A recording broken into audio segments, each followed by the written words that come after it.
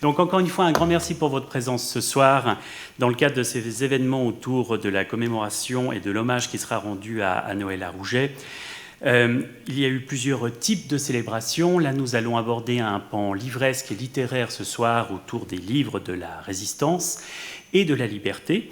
Et effectivement, il y a des valeurs qu'il ne faut jamais oublier, et parmi celles-ci, connaître l'importance et le prix de la liberté. Parce que c'est bien beau de disserter sur ses joies, mais peut-on vraiment le faire en toute connaissance de cause quand on n'en connaît pas pleinement la valeur? Et justement, cette valeur, elle apparaît souvent par l'absence ou par la privation de liberté. L'actualité de ces derniers mois, de ces dernières années, nous a certes servi à cet égard de piqûre de rappel, mais en étant loin de circonstances connues par nos aïeux, que ce soit sous l'Ancien Régime ou plus récemment, durant telle occupation ou telle loi martiale. Parmi les célèbres répliques du Mariage de Figaro, ce texte phare de la liberté naissante sous les Lumières, mais aussi œuvre victime de la censure, on lisait dans la scène 3 de l'acte 5 la célèbre réplique de Figaro dans son grand monologue « Sans la liberté de blâmer, il n'est point d'éloge flatteur ». Alors tout l'esprit de Beaumarchais est dans cette phrase, devenue une sorte de drapeau souvent brandi de la liberté d'expression. Et pour bien comprendre l'importance de cette notion, je vais vous proposer de procéder en deux temps. Tout d'abord, une brève incursion au pays de la censure, une sorte de butinage, forcément assez sélectif, au hasard de mes coups de cœur, de mes lectures ou de mes recherches sur certains livres blâmés qui me sont chers. Et puis nous passerons ensuite au livre de la liberté, et encore mieux au livre de la résistance, que j'illustrerai d'ailleurs avec certains livres issus de ma propre collection. Donc, en tout premier lieu, brève histoire d'une longue pratique, la censure livresque. Alors, vous vous y attendez, bien entendu. L'encre du premier livre était à peine sèche qu'on commençait déjà à penser quelque part à l'interdire. Et effectivement, cet empêchement d'imprimer, d'écrire, s'est souvent manifesté par la traque et par la destruction d'ouvrages jugés dérangeants par des pouvoirs politiques ou des spiritualités adverses. La pratique de l'autodafé en elle-même a toujours existé. Ainsi, dans la Chine antique, s'est mis en place, sous le règne du premier empereur, la première dynastie Qing, une pratique du nettoyage par le vide, à la fois des bibliothèques et puis, pour faire bon compte, également des lecteurs. En 213 avant Jésus-Christ, l'empereur avait en effet ordonné de détruire tous les livres, et principalement les livres de la tradition confucéenne, en ne sauvant que les ouvrages de nature technique, de médecine ou d'agriculture, par exemple. Et comme cela ne suffisait pas et qu'il y avait encore quelques acharnés pour pouvoir protéger et conserver leur bibliothèque, eh bien on décida, en plus de brûler les livres, de tuer les lettrés et les lecteurs récalcitrants, notamment, comme vous le voyez sur cette image, en les enterrant vivants. Alors cette méthode un peu expéditive est devenue même un proverbe en chinois, Fenshu Kengju, pour désigner une méthode de gouvernement un peu radicale. Vous voyez, effectivement, c'était assez radical. Et on peut, à cette occasion, se rappeler un proverbe, lui bien français, et qui est toujours valable, « Là où on brûle les livres, on finit par brûler les hommes ». Alors quand on pense censure et instrument de la censure, on a immédiatement en texte, en général en Europe occidentale, l'index, avec un I majuscule, qui fut le bottin des textes interdits par la papauté, ou éventuellement à un échelon inférieur par certains évêques. Alors, les premiers conciles dès l'Antiquité avaient déjà sévi contre les textes déviants. Et nous possédons à la Fondation cet évangile de Judas, qui est un unicum, et qui avait été banni et condamné par saint Irénée dès le IIe siècle. La méthode s'est affinée au fil du temps, et c'était au début de la Renaissance, finalement pas du tout au Moyen-Âge qu'il faut réhabiliter, mais au début de la Renaissance, qu'on va voir apparaître cet Index Librorum Prohibitorum, qui est un pur produit, en réalité, du Concile de Trente, donc au milieu du XVIe siècle, visant à instaurer une liste d'ouvrages pernicieux, immoraux ou contraires au dogme, tout simplement, en expliquant en revanche les règles de l'Église au sujet des bons livres. Le premier index romain a vu le jour sous le pontificat de Paul IV en 1557 et en 1564, c'est une congrégation spécifique qui va être créée, la congrégation de l'index, qui va avoir la tâche de mettre à jour cette liste en insérant de nouveaux ouvrages condamnés. Alors, chose paradoxale, le texte qui est le plus présent dans l'index, figurez-vous, c'est lequel? Eh bien, c'est la Bible. Par ses commentaires, par ses traductions, comme la traduction latine d'Erasme, et puis l'œuf dont elle a accouché, qui est la traduction allemande de Luther, eh bien, c'est la Bible qui apparaît en tête de liste, mais je vous rassure, elle est suivie par à peu près tous les domaines du savoir, et on ne citera par exemple que la condamnation du prince de Machiavel, ainsi que des célèbres travaux de Copernic, le De Revolutionibus, dont vous avez ici un exemplaire à noter. Alors, cet embrigadement, ce contrôle des ouvrages et d'interdiction des ouvrages va durer jusqu'au XXe siècle. Et figurez-vous que l'index qui a été créé par Paul IV ne sera aboli que par Paul VI. Et nous sommes ici en 1966. Il est intéressant de voir que la dernière version imprimée de l'index, en fait sa 20e édition, elle date de 1948 et elle indexait 4000 titres ou même des fois des œuvres entières pour hérésie, immoralité, licence sexuelle, théorie politique subversive, etc. Et on y trouvait en fait tous les auteurs, par exemple, pour ne prendre que des Français, qui figurent en photographie devant vos yeux. Donc on peut citer Descartes, Montaigne, Balzac, l'abbé de Lamennais, Rousseau évidemment et Voltaire. Et l'un des derniers introduits en 1952, qui a été, je dirais, nominé pour l'ensemble de son œuvre, comme on dit d'habitude, c'est Gide, qui a été condamné en bloc. Donc ça lui a fait d'ailleurs beaucoup de publicité. Alors il ne faut toutefois pas croire que la censure a été une exclusivité catholique. Le monde protestant, dès le XVIe siècle, a pratiqué la condamnation et l'autodafé avec le même zèle. Et pour ne parler que d'une des villes principales de Suisse, qui a été un des grands pôles européens de la culture et de l'humanisme, eh bien, on peut évoquer le cas la première édition latine du Coran, la première édition tout court. Il n'y avait jamais eu d'édition du Coran jusqu'alors. Donc, c'est un texte qui a été traduit au Moyen-Âge en latin par certains moines clunisiens. Et au milieu du XVIe siècle, l'imprimeur Johannes Oporinus décide d'imprimer ce texte sans demander d'autorisation, parce qu'il se doutait bien, à vrai dire, qu'elle lui serait refusée. Et de fait, ça n'a pas manqué. Le conseil de Bâle a jugé le projet blasphématoire, a fait saisir les feuillets déjà imprimés et arrêté l'audacieux éditeur qui n'aura finalement la liberté retrouvée que grâce à l'intervention de certains grands noms de la Réforme, Luther en tout premier lieu. Alors, échaudé mais pas totalement découragé, Oporinus va relancer le projet en s'assurant quand même une protection impériale, c'est déjà pas mal, et puis également en promettant croix de bois, croix de fer qu'il n'indiquerait ni son nom, ni le lieu d'édition sur la page de titre que vous avez devant les yeux. Et de toute manière, les autorités municipales bâloises décidèrent d'interdire radicalement la commercialisation du livre sur leur territoire en chassant l'ouvrage ailleurs. Alors, chose intéressante, et j'ai pu mettre ça en lumière l'année dernière, ça a donné lieu à une communication et à un article.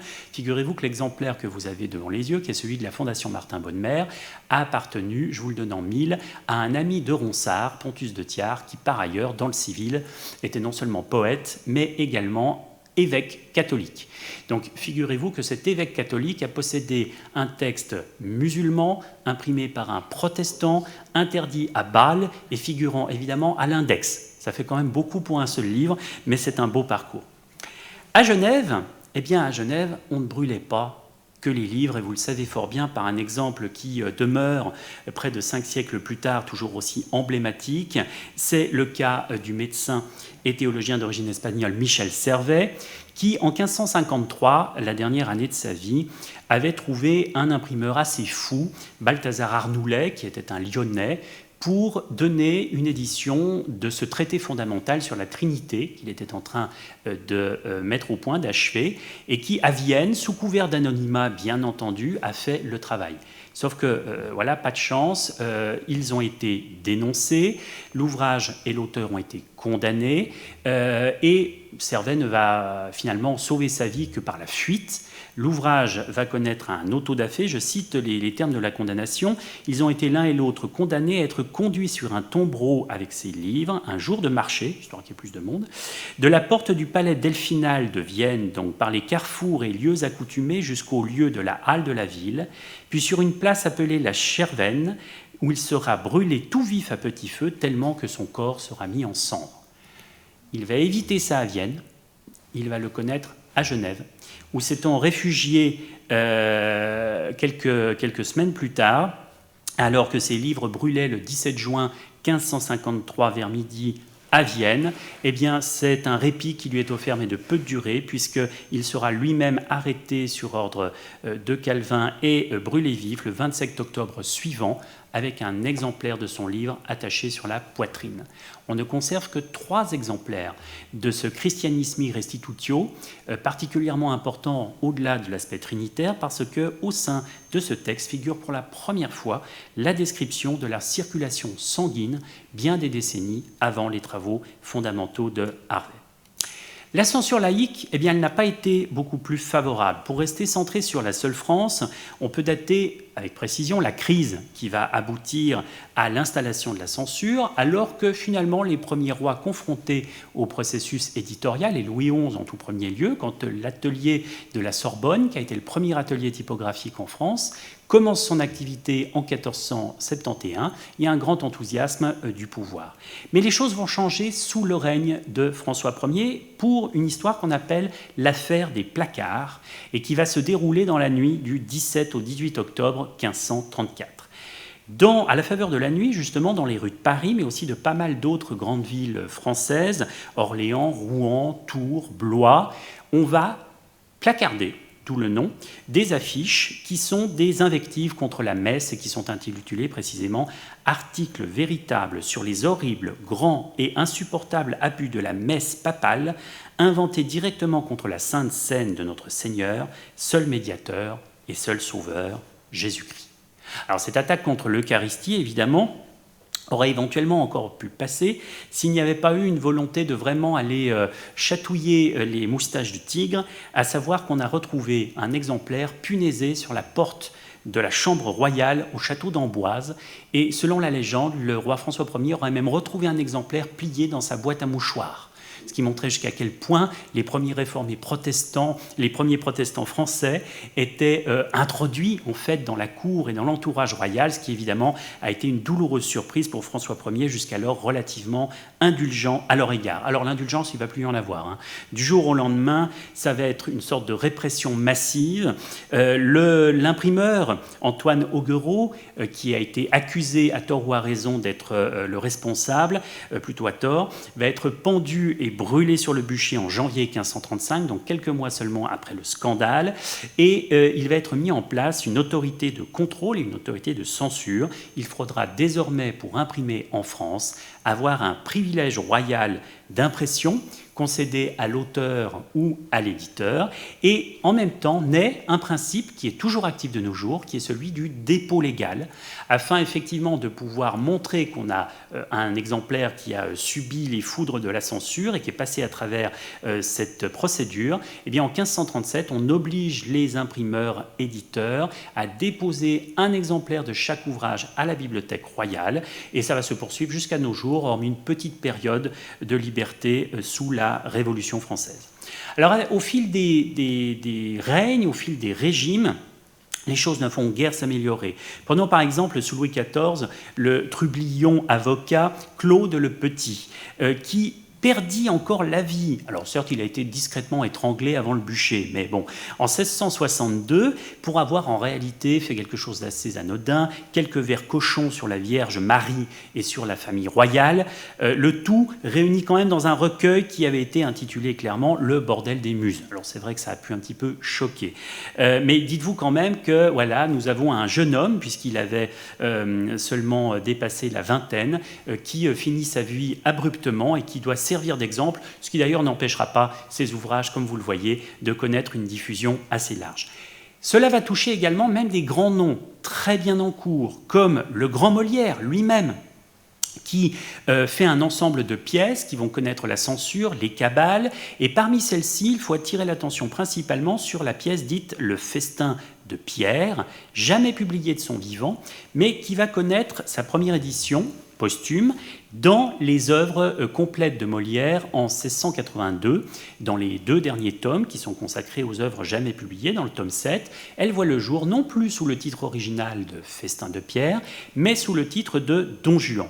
Alors, en même temps, la version qui va paraître donc avec Privilège royal, comme vous le voyez, en 1682, c'est plus la version qu'a écrite Molière. Parce qu'entre-temps, au moment même où l'ouvrage était en train d'être imprimé, il a été soumis au lieutenant de police, un ministre de la police, Larénie, qui, lisant l'ouvrage et lisant la pièce, la trouve un peu raide et demande en fait au successeur de Molière, Lagrange, de jouer du ciseau et d'expurger totalement le texte. Donc voici par exemple un passage bien particulier qui est la scène du pauvre dans l'acte 3, qui était particulièrement sensible. Alors ce que vous voyez dans la partie gauche de l'écran, c'est un des rares exemplaires à avoir été sauvé avec le texte intégral. Et puis à droite, c'est la même scène, mais dans les exemplaires expurgés. Donc on a retiré des feuillets, on les a réimprimés en les condensant, parce que vous voyez que la scène, il n'en reste plus grand-chose, il y a 3 répliques. Donc elle a été totalement nettoyée. Et donc les exemplaires ayant déjà été imprimés, on découpait les pages d'origine, on imprimait à part les feuillets, disons, retouchés, censurés, et on collait ça à l'intérieur des exemplaires mis en circulation. C'est ce qu'on appelle un carton. Alors, on connaît de la version d'origine seulement 3 exemplaires. Figurez-vous qu'il y en a un qui est à Genève, dans la très belle collection de notre ami Jean Bonnat. Et figurez-vous que ce n'est pas n'importe quel exemplaire, c'est l'exemplaire personnel du lieutenant de police Larénie, qui s'était conservé pour lui-même un exemplaire sans censure. Alors, c'est un exemplaire très connu qui a eu un parcours assez extraordinaire et il est désormais à Genève. Le grand Fénelon, lui-même, a été effectivement en butte à la censure et l'a subi même dans sa chair.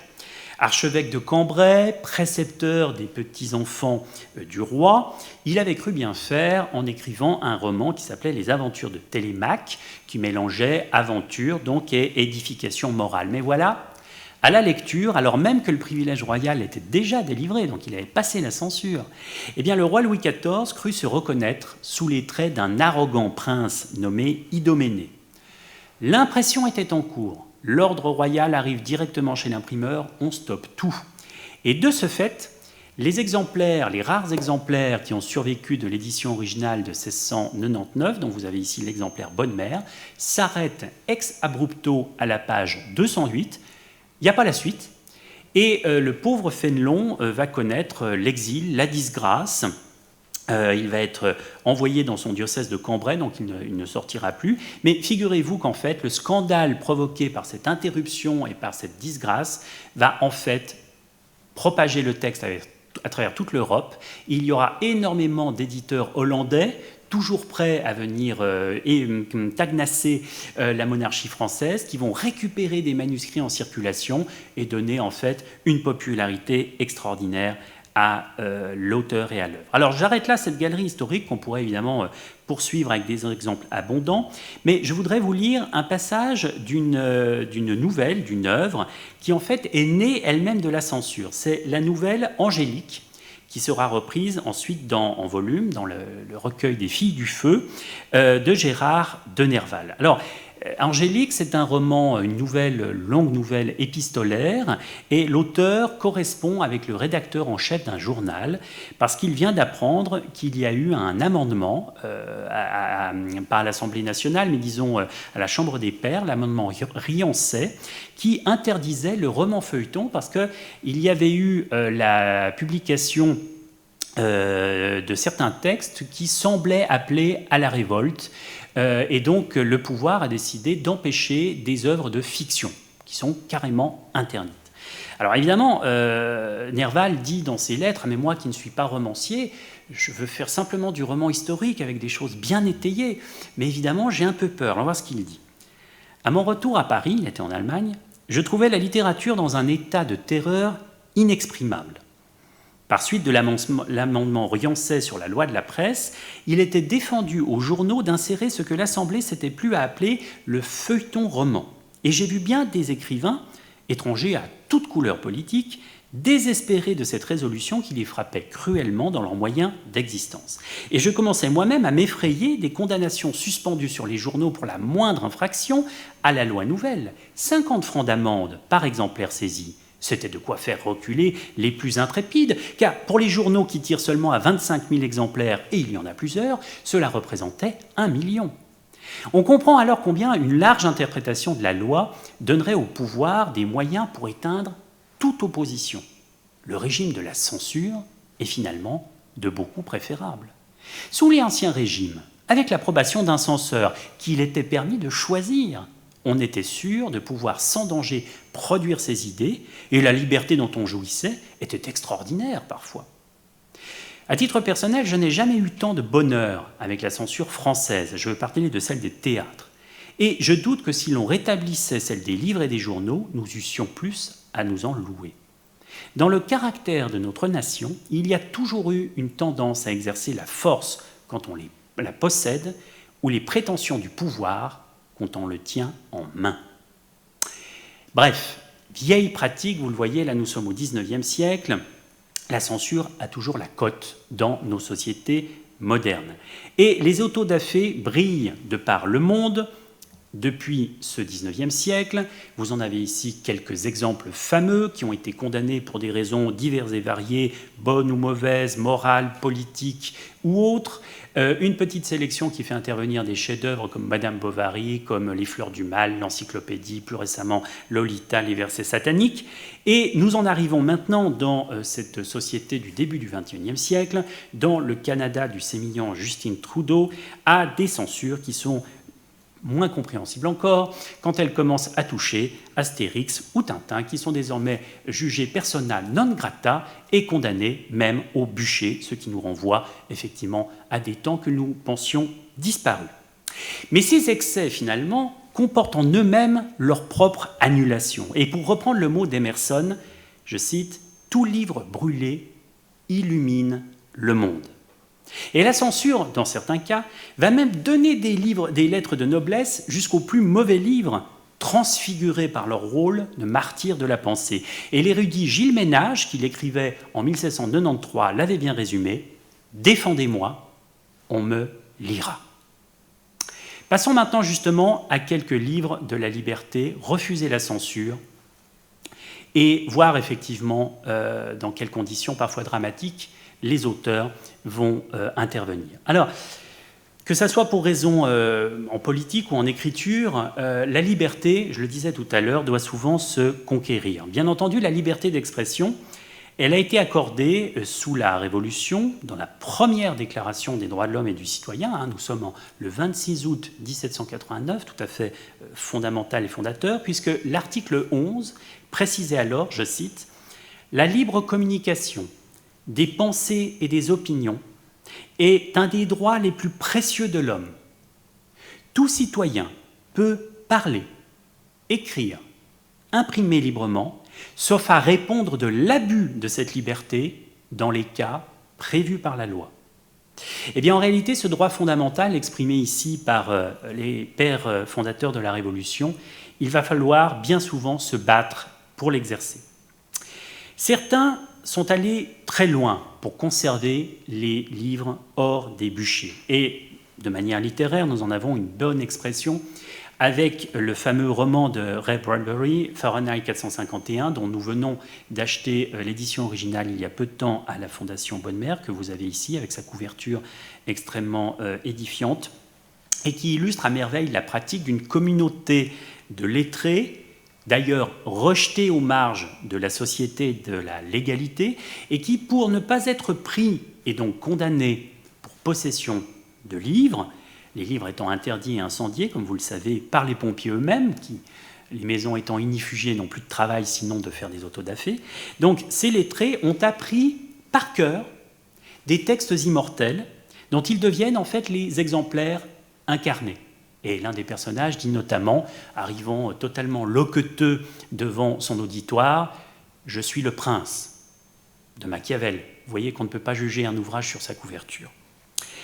L'histoire, en réalité, n'est pas si fictive que ça. Et je voulais mettre en avant, justement, un exemple assez frappant qui met en scène le jeune Jean Racine, un grand dramaturge français, qui était élève des jansénistes à Port-Royal et qui s'était fait prendre par un de ses professeurs, Claude Lancelot, en train de lire le roman antique Théagène et Chariclée. Alors, le professeur, un peu rigoriste, a interdit la lecture aux jeunes garçons, aux jeunes Jean Racine.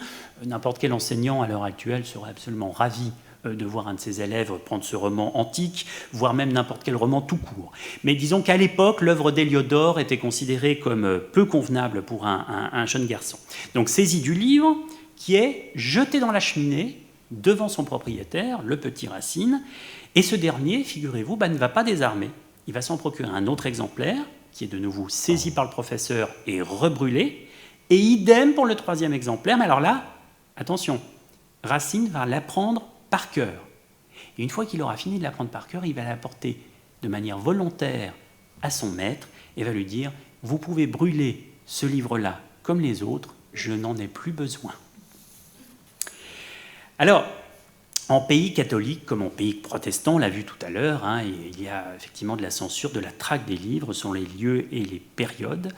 Et des villes, néanmoins, vont devenir des sortes de pôles de la contestation, où va finir par s'imprimer tout ce qui était interdit dans le reste de l'Europe. Et la Hollande, Cologne, Francfort, vont devenir du XVIIe au XIXe à peu près des centres d'impression et de diffusion des textes prohibés, notamment à destination de la France ou des principautés allemandes.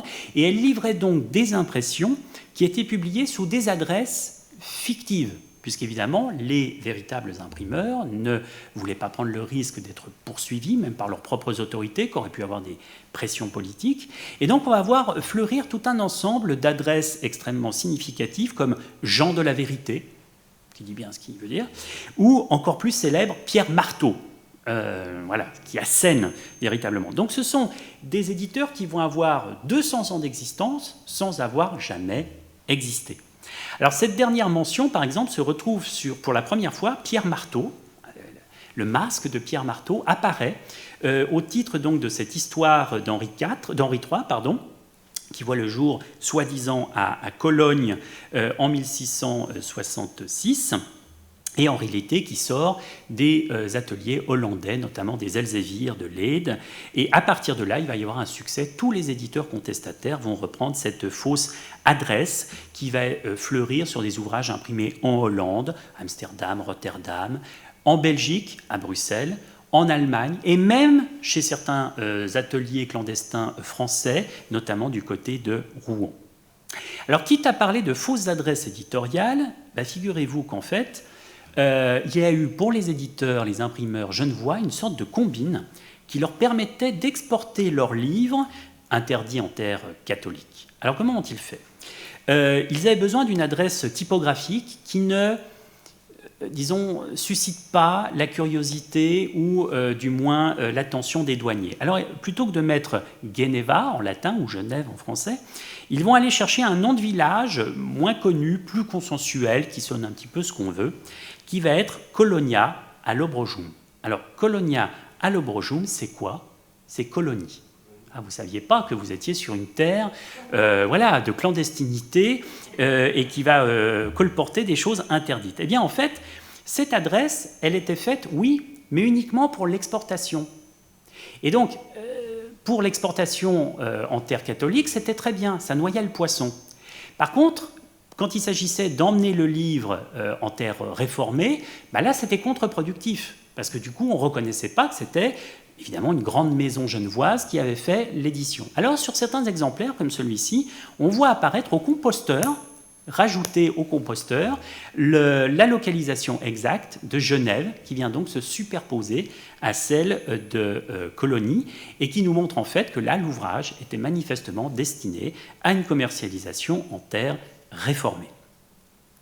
Alors il existait un trafic, il n'y a pas d'autre mot, un trafic clandestin pour des ouvrages dans des canaux qui pouvaient les amener sur des longues distances, souvent mis dans les ballots de ces colporteurs, dans la hotte de ces colporteurs qui franchissaient les frontières, et on calait les ouvrages, les pamphlets au fond de la hotte avec des ouvrages bien pensants par-dessus. Évidemment, il est difficile de penser qu'on pouvait faire passer la frontière à d'énormes in-folios très épais, donc c'était souvent des choses assez modestes. Figurez-vous que ce principe, que là nous avons croisé pour le XVIe, XVIIe siècle, eh bien, le XIXe va l'utiliser de la même manière. Et quand Victor Hugo, après le coup d'État du 2 décembre 1851, va être forcé à l'exil en direction des îles anglo-normandes, eh bien, il va continuer le combat contre Napoléon III en publiant Les Châtiments, Napoléon le Petit, dans des formats qui n'étaient pas ceux de ses livres habituels. Ses œuvres, jusqu'à présent, avaient vu le jour dans des majestueux in-octavo, très confortables, qui étaient le format standard pour un auteur de son niveau.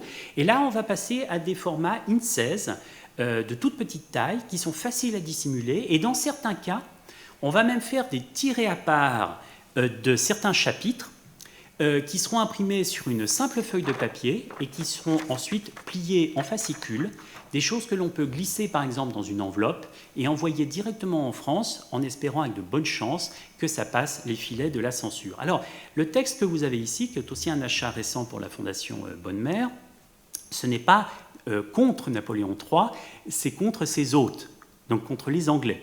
C'est la lettre ouverte qu'il va mettre au point contre Lord Palmerston, qui était le secrétaire d'État à l'Intérieur, ministre de l'Intérieur, auquel il avait écrit pour demander la grâce d'un condamné à mort. Vous savez à quel point Victor Hugo était investi contre la peine capitale, et l'homme avait été pendu à Guernesey en février 1854 dans des conditions assez atroces.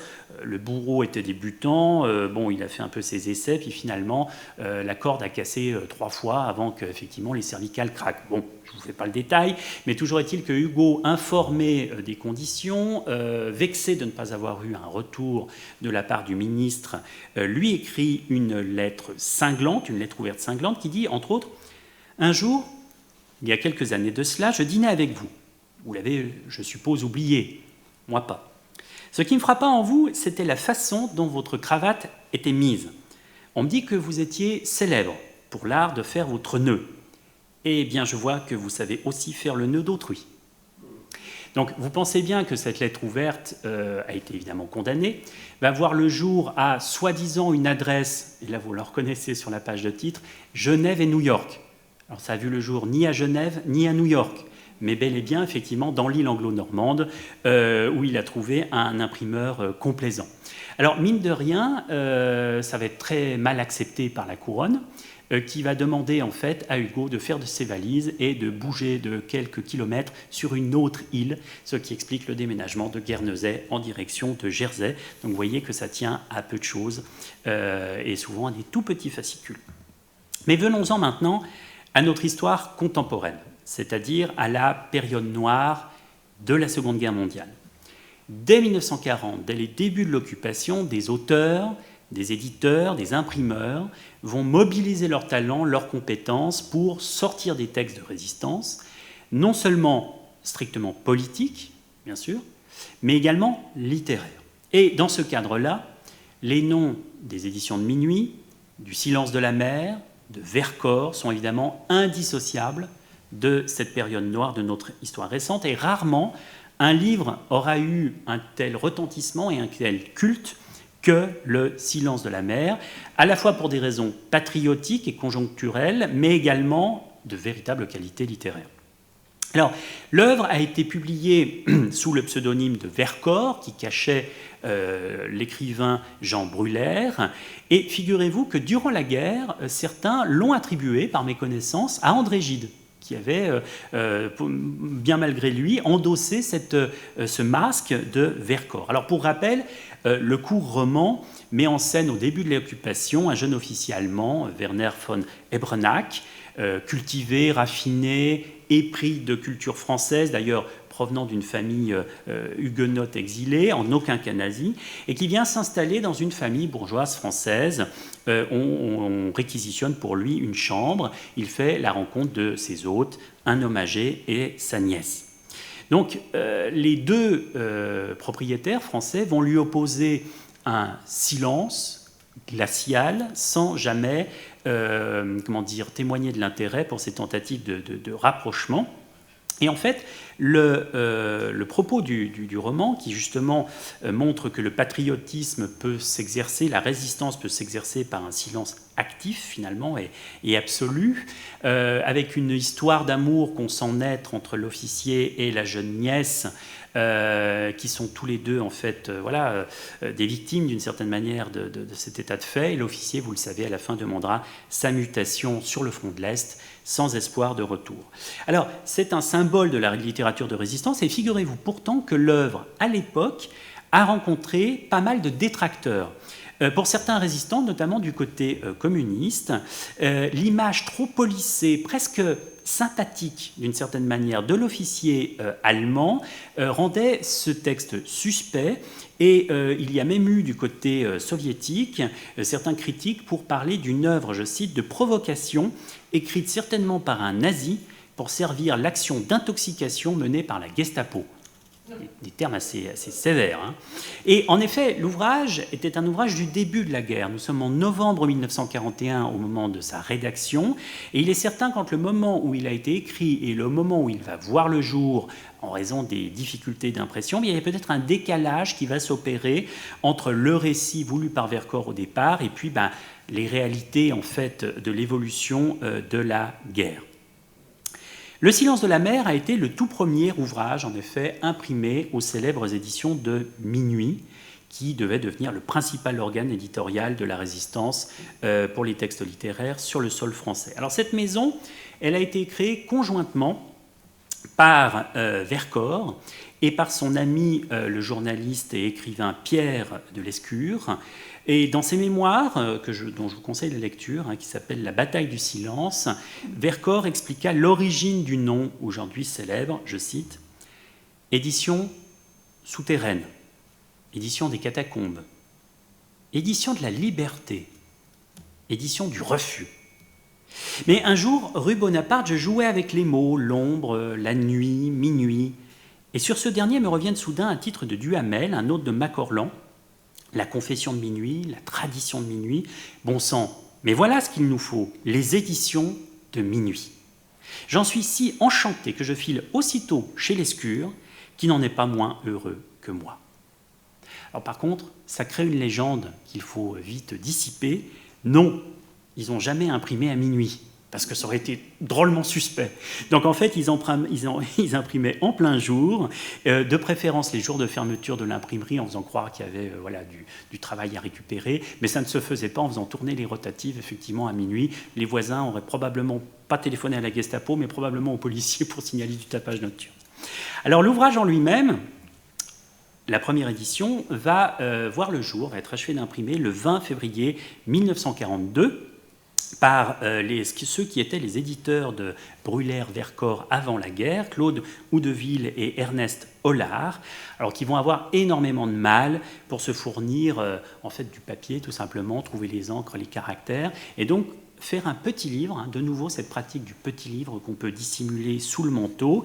C'est un travail extrêmement élégant qui va être tiré quand même à 350 exemplaires, résultat de 2 mois de travail, sauf que ces 350 exemplaires, évidemment, vont connaître les avanies de l'occupation. Déjà, ils vont devoir attendre l'automne 42 pour commencer à être diffusés. Donc, vous voyez, février à l'automne 42. On va commencer par diffuser ça à Paris, auprès d'une centaine de personnalités, des artistes, des écrivains, des grands patrons de l'industrie, des magistrats, des universitaires, et puis le reste de ce qui restait, à peu près donc 200 à 150 exemplaires, on va essayer de les faire passer en zone sud, en zone nono, la zone non occupée. Sauf que voilà, il y a des douaniers allemands sur toute la zone et ils vont saisir les ouvrages. Et donc on peut supposer qu'à l'heure actuelle, il reste environ 150 à 200 exemplaires de l'édition originale de ce texte mythique. Et donc il n'est pas excessif de parler de, pour reprendre les mots de pas mal de libraires qui vendaient certes l'exemplaire, mais enfin ils ont quand même raison sur le fond, d'un signe rareté. Voilà, c'est quand même un texte toujours recherché. Alors, devant cette captation, devant cette saisie, une deuxième édition va voir le jour assez rapidement, là pour le coup, les processus sont désormais rodés, et cette édition va de manière très symbolique voir le jour le 25 juillet 1943, jour de la chute du tyran de Rome, donc Mussolini. Le succès de cette œuvre ne va pas se limiter au sol français, va même dépasser ses frontières rapidement. Par des copies dactylographiées, le texte va parvenir à Londres, où le général de Gaulle va ordonner tout un ensemble de rééditions afin d'augmenter son champ d'écho.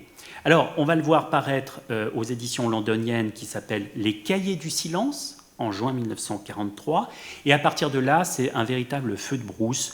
New York, décembre 1943, chez Pantheon Books, Alger, aux éditions Charlot, en décembre 1943 également, des éditions au Sénégal, en Australie, au Québec, au Liban.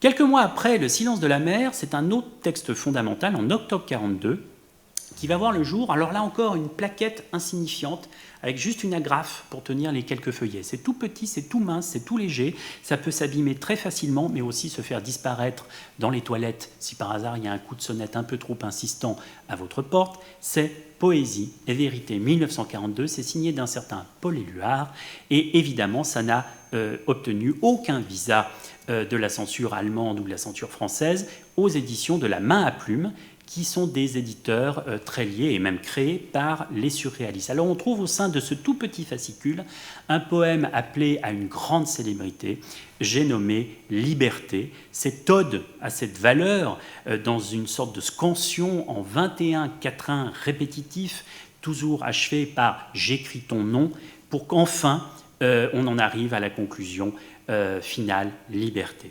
Au départ, le poème devait s'appeler « Une seule pensée ». Et comme l'expliqua Éluard, je cite, « Je pensais révéler, pour conclure, le nom de la femme que j'aimais, à qui ce poème était initialement destiné. Mais je me suis vite aperçu que le seul mot que j'avais en tête était le mot liberté. Ainsi, ainsi, la femme que j'aimais incarnait un désir plus grand qu'elle, je la confondais avec mon aspiration la plus sublime, et ce mot « liberté » n'était lui-même dans tout mon poème que pour éterniser une très simple volonté, très quotidienne, très appliquée, celle de se libérer de l'occupant.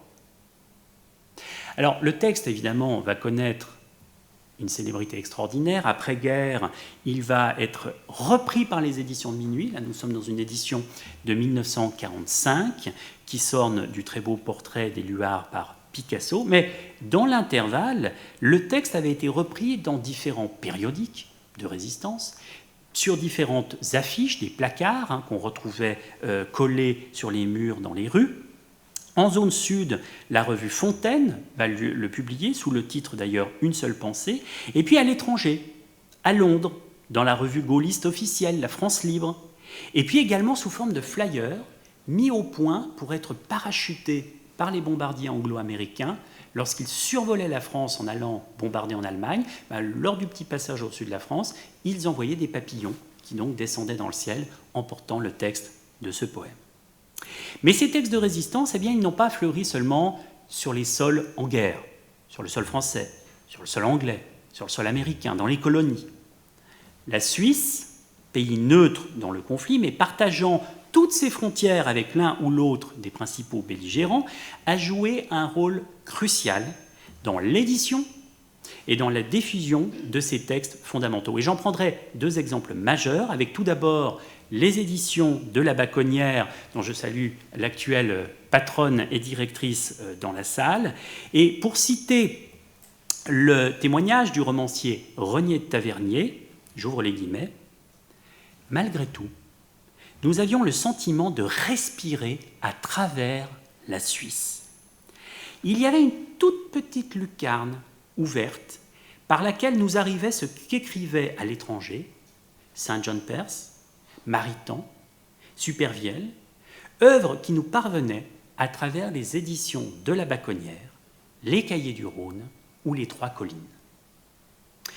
Alors, les éditions de la Bacconnière, elles ont été créées à Neuchâtel en 1927. Et c'est un jeune professeur de français à Bâle, Albert Béguin, qui va créer en leur sein, à partir de 1942, une nouvelle collection qui va s'appeler les Cahiers du Rhône et qui se divisa en trois secteurs, si vous voulez, aux couvertures très symboliques, qui étaient rouge, blanche et bleu, ou bleu, blanc et rouge, comme vous voulez. Elles étaient consacrées pour la bleue au côté littéraire et essai, et pour les blanches et rouges à la poésie et à d'autres types de textes littéraires. Alors c'est un jeune diplomate suisse qui assurait dans la valise diplomatique le transport en France de ces publications clandestines faites en Suisse et qui ramenait les manuscrits d'auteurs de résistance pour les faire imprimer. Donc vous voyez que ça marchait pas trop mal. À mon avis, le recueil le plus important édité dans cette mythique collection, eh bien, c'était Les Yeux d'Elsa d'Aragon. Oui, l'édition originale des Yeux d'Elsa a vu le jour aux éditions de la Bacconnière à Neuchâtel le 15 mars 1942. Et vous voyez que le volume s'ouvre notamment sur une reproduction du poème, du manuscrit du poème « La nuit de Dunkerque » qui a été placé en frontispice. Alors vous connaissez ces poèmes qui ont été écrits pour Elsa Triolet, la compagne du poète, et qui mélangent des vers de guerre, de résistance et d'amour de manière absolument extraordinaire. La série blanche a également reçu la deuxième édition d'un autre grand recueil que nous venons de voir, c'est Poésie et vérité 1942. Deuxième édition, elle voit le jour en Suisse. Alors, vous noterez qu'il y a une petite chose quand même à voir, c'est que, regardez le logo qui était celui des Cahiers du Rhône, Dieu premier servi. Eh bien, le très athée Éluard demandera que ce symbole chrétien qui citait en fait une devise de Jeanne d'Arc soit évacué de la couverture. Donc vous avez un gros blanc. Au départ, c'est une composition de Balthus qui devait venir remplacer le logo de la collection, et puis ça n'a pas pu se faire, donc c'est resté tout à fait blanc. Alors l'exemplaire que vous avez ici, qui provient de mes rayons, a ceci d'intéressant au niveau de sa provenance, qu'il a été offert en guise d'étrenne par une dame qui a côtoyé de très près le grand Charles, puisque c'était Élisabeth de Miribel, qui était la secrétaire personnelle de Charles de Gaulle, et qui avait été celle qui avait pris en dactylographie le fameux appel du 18 juin. Et donc on voit ici qu'elle offre ce recueil à un ami pour une année nouvelle et qu'elle espère pleine de grands changements. Alors peut-être que c'est 1945, malheureusement ça je n'ai pas pu l'établir. Quant à la collection rouge, eh bien, elle a accueilli elle aussi bien des textes d'importance. Alors je citerai principalement le Brocéliande d'un autre grand poète qui là pour le coup est Aragon. Donc c'est un recueil de 7 poèmes, moins connus évidemment que Les Yeux d'Elsa, mais qui voilà, montre une sorte de mythe arthurien réinvesti dans la Deuxième Guerre mondiale où de preux chevaliers combattent les forces du mal. Donc évidemment, c'est très évocateur. Et puis, un autre grand poète de la collection rouge, c'est Pierre-Jean Jouve, moins connu aujourd'hui. Alors, il était exilé en 1940 en Suisse. Il va devenir un grand ami de Martin Bonnemer, qui va le soutenir, le patronner en quelque sorte, lui faire obtenir des prix. Et il va livrer donc en 1942 dans la collection rouge ce recueil de poèmes baptisé Les Témoins. Et là, de nouveau, l'exemplaire montre cette sorte de communauté cosmopolite où les exilés se parlent aux exilés, puisque là, l'exemplaire a été offert à un ancien ministre des Affaires étrangères roumain, Grigore Gafențu, qui avait dû quitter son pays dès le début du conflit et qui va en fait demeurer à Genève, où il va devenir un collaborateur du Journal de Genève par une activité de journaliste. Mais ces publications de textes engagés sur sol suisse, figurez-vous, eh bien, elles ne vont pas se faire sans quelques obstacles, comme je vais vous le montrer avec un exemple particulier. Voici toute l'histoire.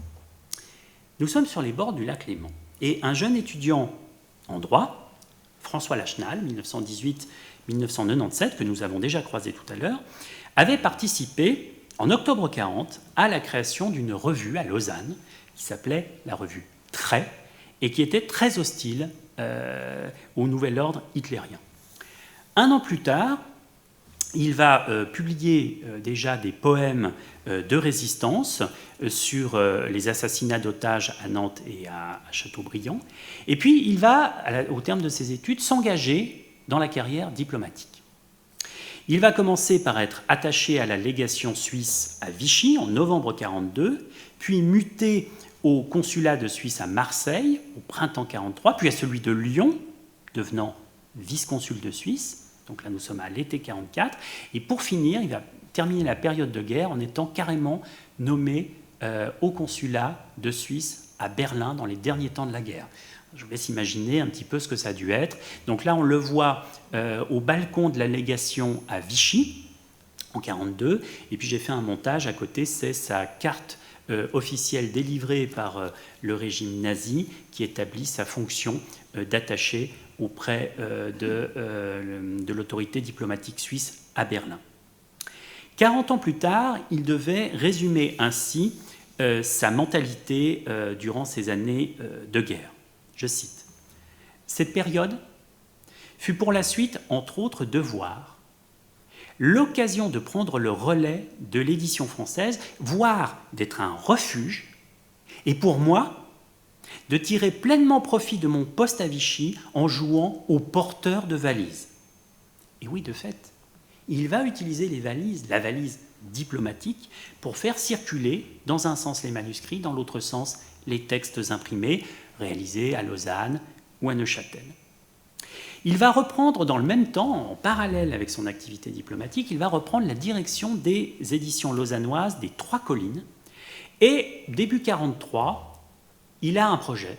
Il veut faire imprimer en Suisse Le silence de la mer de Vercors. À Pâques 1943, il va d'ailleurs rencontrer de manière clandestine un des fondateurs, un des cofondateurs des éditions de Minuit, Pierre de Lescure, on en a parlé tout à l'heure. Mais figurez-vous que le projet ne va pas aboutir parce que la censure fédérale à Berne va lui demander d'expurger le texte de certains passages qui pourraient déplaire aux puissants voisins allemands. Alors là, Lachenal s'indigne. Pour lui, c'est impossible que lui et sa maison d'édition, installés dans un pays neutre, relativement protégé, acceptent seulement l'idée de pouvoir diffuser le plus grand texte de la Résistance dans une forme censurée, alors que ses collègues français l'impriment clandestinement au péril de leur vie dans sa version complète. Alors qu'est-ce qu'il va faire ?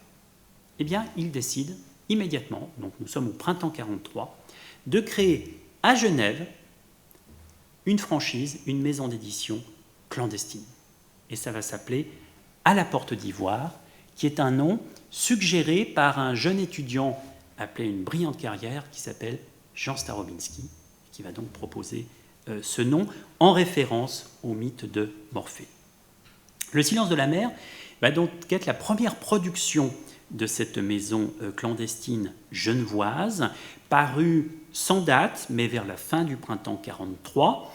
Le petit livre, alors encore une fois, un principe du petit livre assez proche du modèle français, c'est à peu près le même format, s'orne, à la différence des éditions de Minuit, d'un bandeau tricolore affiché dès la couverture et est présenté en fait comme étant un manuscrit, alors c'est un imprimé mais qui est présenté comme un manuscrit diffusé à l'intention de quelques amis. Donc cette notion de adusum amicorum est censée dire que voilà, c'est pas un ouvrage en circulation, donc on peut, disons, passer à travers la censure. Pour la personne qui serait prise avec cet ouvrage, ça permet effectivement de justifier que c'est une production privée, en quelque sorte.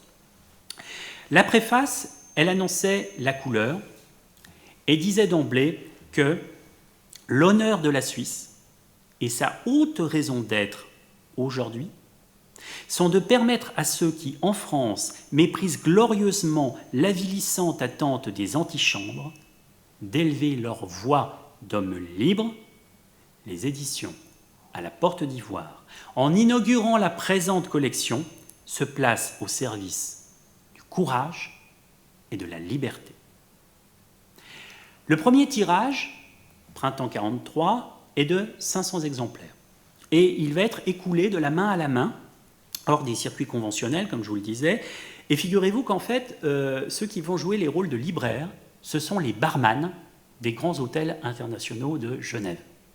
Ils en ont un petit stock coincé entre la bouteille de whisky et la bouteille de gin.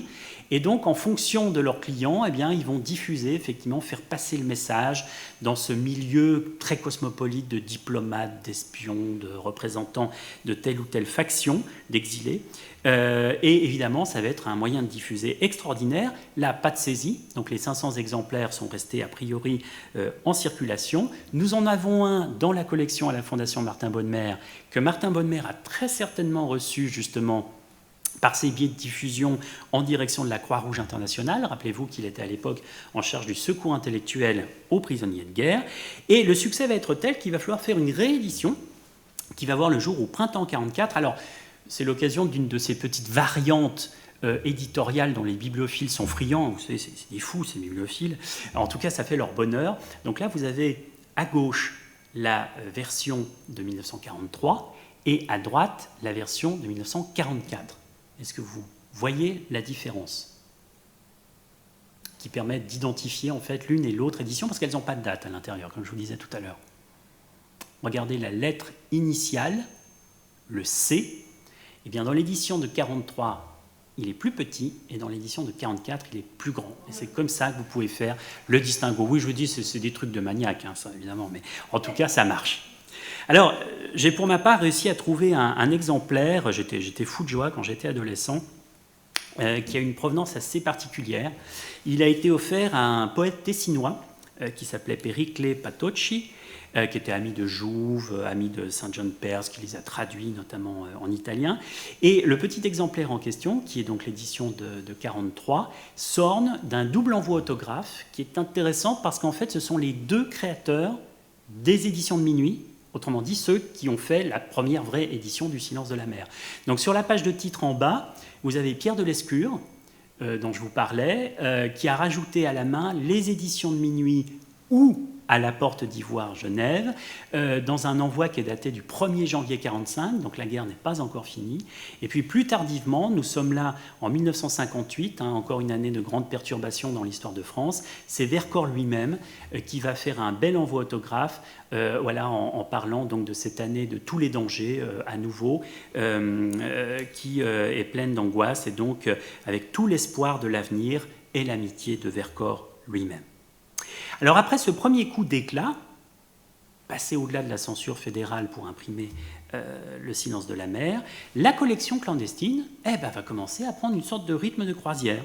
Au fil des mois, on va voir apparaître tout un ensemble de grands textes phares de la résistance française, notamment sortis des éditions de minuit, et qui ne pouvaient pas passer la barrière de la censure. Alors ça va être par exemple La Marche à l'étoile, du même Vercors, qui est un roman moins connu, qui est une histoire poignante, celle d'un réfugié hongrois. Alors c'est inspiré du père de Vercors lui-même, un exilé hongrois venu chercher refuge en France, je cite, « par amour pour la France, pays de Voltaire, d'Hugo et de la liberté », et qui finalement sera frappé par l'infâme étoile jaune et finira par tomber sous les mitraillettes de gendarmes français. Ce roman, il avait vu le jour à l'automne 1943 aux éditions de minuit, c'est ce que vous avez en édition originale sur la partie gauche, et donc le texte sera repris de manière clandestine à Genève, à la Porte d'Ivoire. Les deux autres productions de cette maison d'édition clandestine, c'est d'une part le Musée Grévin, qui est là un poème d'Aragon, mais publié sous le masque de François Lacolère. Et figurez-vous que ce texte, qui est donc ici en deuxième édition, après l'édition française, est la première évocation littéraire de la Shoah. Je cite, « Aux confins de la Pologne existe une géhenne, Auschwitz, Auschwitz, ô syllabes sanglantes. » C'est la toute première mention littéraire de la Shoah, qui est donc ici colportée dans le musée Grévin, qui, là encore, n'aurait pas pu passer de la censure. Et pour finir, c'est ce recueil, alors qui est un petit peu plus grand de format, qui va voir le jour en 1944, et qui est en fait une anthologie, une sorte de best-of, des meilleurs poèmes de résistance, qui est inspiré d'un recueil paru en France occupée qui s'appelle « Honneur des poètes », sous la direction de Paul Éluard, mais qui est ici augmenté de 11 pièces nouvelles, donc c'est une édition qu'on appelle en partie originale. Alors nous en terminons ainsi avec une petite partie de cette histoire du livre censuré ou du livre de la liberté en résistance. Il y aurait bien d'autres textes à évoquer dans ce cas, notamment des éditions parues, comme je le disais tout à l'heure, sur les terres alliées, du côté des États-Unis, avec Saint-Exupéry qui produit là-bas, ou le très très beau livre L'Armée des Ombres, qui va voir le jour chez Charlot à Alger, et qui met en scène un passage que j'aime beaucoup, un vieil aristocrate maurassien, croix de feu, vraiment l'extrême droite absolue des années 30, et qui aide des francs-tireurs partisans d'obédience communiste. Et quand le personnage principal, Gerbier, lui demande « Mais comment se fait-il ?» Il dit « Monsieur, je préfère une France rouge à une France qui rougit. » Belle phrase, effectivement, dans ce magnifique roman qui a été porté à l'écran, comme vous le savez. Nous refermons donc... exactement, avec Lino Ventura dans le rôle-titre. Et j'en termine en vous rappelant que demain, à 18h30, rue Jean Sennebier, à côté du Consulat général de France, se tiendra la cérémonie qui verra le dévoilement de la plaque en hommage à Nola Rouget. Venez à cette cérémonie en son honneur, cette grande dame le mérite bien. Je vous remercie pour votre attention.